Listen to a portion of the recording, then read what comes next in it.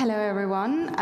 As I've been introduced, my name is Chida Malikji, and my lovely interview partner today is Katja Süß-Nimé. So let's start. Thank you. To set up a company for success, female and gender-balanced leadership are key, however small or large the business. We can all be better leaders, no matter if you're a man or a woman. To achieve sustained high performance in a company, businesses need to get their basics right. We will learn today from Katja what these basics are and how sustainable high performance, gender-balanced leadership and new work fit into that discussion. But firstly, Katja, I would like to welcome you for taking your time and being here with us on stage. It's my pleasure. Thank you for the invitation, and it's a topic very dear to my heart. Thank you so much. So you've just recently started working at Philip Morris. Congratulations on your new position as head of high-performing organization development. That's a mouthful, isn't it? I know. Just call it HBO. Yeah. Okay, so basically, your new position as HBO. While we've already mentioned the term HBO, maybe you can discuss, so basically teach us and tell us what actually sustainable high performance means, because that's one of our key words, key terms that will basically follow this whole discussion today. I think, when we think about performance, that's in everybody's mind. And I'm looking at this room and online in the stream, and there are all these high performers watching and listening. And when you're starting a company, when you're starting up, I've started a company, and now I'm at Philip Morris. We're pushing the boundaries. We're really working hard and have our benchmarks. And you have to think about high performance and what that means. And if you just think about it as, getting to the next goal and the next goal and pushing the boundaries on that, then I think you're missing a trick. So obviously it takes a lot to achieve something together, shared goals, defining them. So we're thinking about, direction. Let me take a step back. It's a little bit like this. It's like a triathlon, okay? So in order to be a high-performance leader in whatever organization you're in, large, small, starting up, middle-sized, huge, you need to think about high-performance leadership as a discipline that's a triathlon where you're running all three disciplines at the same time. And so what we're talking about is thinking about setting yourself up for success around direction. Do you have your goals very clear for everybody? Are they shared? Are you picking up the motivation for everybody to be part of it? Then you need to think about delivery. What does it mean to put this into action?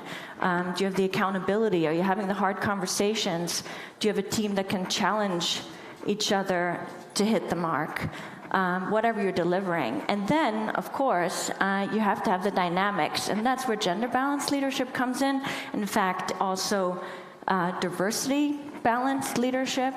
So we're kind of moving on to be more inclusive, to think about equity, and modern employers, great or small, startup or huge company, has to think about that in terms of the internal and the external culture. And leaders can really have a great impact here.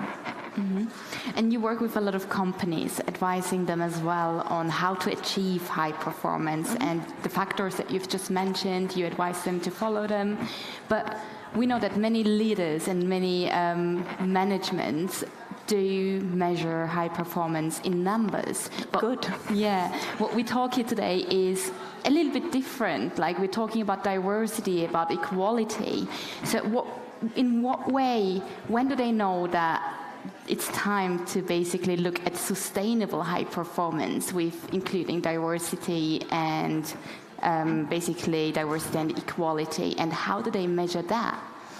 Okay, so, I think any person running a company measures their progress and their success. And so why shouldn't you start measuring these diversity dimensions, and how are you doing there? In fact, the panel before, I was fascinated because there are so many great proven numbers, stats that we've been talking about.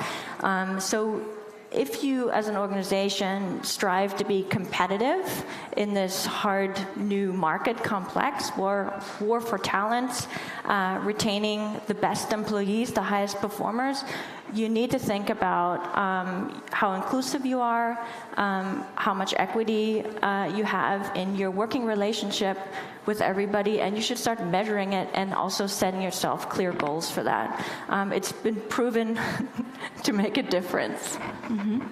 And basically, companies should not forget to include gender-balanced leadership into their management, of course. So how do you differentiate between female and gender-balanced leadership? I mean, the words in themselves do explain it, but how do managers or leaders, how should they approach that? So let me take a step back. I think that, and I'm really glad about this, that the conversation around gender-balanced leadership and diverse balanced leadership is increasing a lot. And I don't think that employers can afford and are affording to forget about the topic. But we need to talk more about it and actually set really clear actionable items, activities in our organizations to make it happen. And, you know, female leaders are important, very, very important, critical. This morning you heard that inspiring sentence around role modeling, like, if you can see her, you can be her. Women need role models. In fact, everybody needs good role models. Men can also have women as role models in business. So that's important, and you know, women help each other out, women support each other, and frankly, diverse leadership teams get better results in financials and other dimensions. So it's critical, and so we're not distinguishing between female leadership and gender-balanced leadership, but when we're really looking at systemic action for how to increase inclusion and equity, then we really need to think about it as a team sport. And we need men and women to participate in this and work together actively, and at the leadership level, on a team level, at the individual level. And we need to think about, like, expanding that term even for more diversity. So that's where that's coming from. It's been around for 10 years, and I'm glad we're sort of like building on it and moving on. Mm-hmm. One of the things that I want to say in terms of KPIs and measurements, I'm really thrilled because Philip Morris has had a goal, a measurable goal, to say, you know, we want 40% female leaders in all leadership positions across the world. And the goal was to do it at the end of the year, and we reached it this month. And it's not because I joined the company, but I was just so thrilled because it shows, you know, you can have ambitious goals and you can reach them. So, you know, think about hard numbers, think about terms and goals, and then deliver on them together. That's amazing news that you guys have been working so hard on reaching the gender balance, mm-hmm. and that you've actually done it, and that you're succeeding more than you thought that you would before the end of the year. So basically, when we talk about sustainable high performance, then the gender balance leadership goes hand in hand. But which guidelines are there to follow for companies to be able to basically approach this topic correctly? Well, I think you have to look at it from different levels. So again, if we look at from a systemic point of view, you need to commit to actually setting yourself stretch goals and meeting them. That means that you need to have hard conversations, look around for your hiring process. What does your pipeline look like? Is that diverse, equal, and balanced? But, you know, at the moment, what we're looking at, especially around female-male ratios in terms of entering sort of at entry-level positions, that's beginning to balance out, and there's a lot of opportunity. But as sort of people rise through the ranks in higher positions, there's a lot of attrition, and actually the the ratio men-women really changes a lot. So one of the key things that organizations should look at is really their development and promotion process and systems to make sure that here we have more diversity and more balanced decisions around promotion. So, and of course that's also coupled with hiring for skill, promoting, identifying. And so I think one of the things that you can really do as an organization, large or small, is to be very much focused on your commitment to developing your team members, your employees, your leaders, and giving people a real clear path for success and understanding how they can contribute. And while talking about development and giving people the path, basically to make themselves a better person, also through work. So if there's one thing that we've learned within the last 2.5 years, and that's basically that our workplace can be flexible, that we can work from anywhere, and that what we call as new work. And with new work, it doesn't only change the working patterns for employees, but also for the management, and whole company structures have to change and adapt themselves to the changes that follow new work. So what I'd like to know from you is, where do you see the biggest changes needed in the leadership structures in most companies? What needs to be changed? What needs to be changed? There's a bunch of things, but first of all, I'd like to say, there's a lot of good things that are already happening that don't need to be changed, and I think leaders are putting their best foot forward every day. I think you need to have a commitment to having the hard conversations and to look around and say, do we have enough systems in place to ensure that we are growing in diversity, that we're ensuring equity and inclusion. You need to address, signs for a toxic work culture, because in fact, equity and inclusion are the main factors for people feeling like they have a toxic work culture. And if you don't address this as a leader, you're losing people. You're losing your best performers because they say, why should I do this? I can go somewhere else. And as much as you need to work on a daily basis also with your teams, you need to make sure that the sort of benefits and the commitments that you're making, the values that you put on your website are also the values that you're living every day inside. Because I would say employees and team members of today are very smart, and if they see that what's on the tin is not what's inside, they will make decisions and go to other more inclusive and equitable places. So one of the things you could do is start thinking about equal pay. And Philip Morris has also committed the organization for equal pay. And in 2019, internationally, we got the equal pay certificate. It was a really long process. It was a hard process, and we were awarded the equal pay certificate. And we also got this in Austria last year. So again, if you're going to talk about being committed to equity, inclusion, diversity, and high performance with everybody, that they can bring their best self, bring their ideas, and really contribute, then also make sure that the systems are in place to reward people accordingly and equally. Mm-hmm. And in our chat just previously, before this talk, you mentioned that if you want to have a career, you have to show up in the office. Can you elaborate more on that? Yeah. Thank you, Cheetah. By the way, I really enjoyed our preparation. We just had this brainstorm. It was wonderful. So if you want a career, you have to show in the office. That sounds pretty old-fashioned. Please don't misunderstand me. But I've been thinking a lot, or we're thinking a lot, about this idea of hybrid work, flexible work.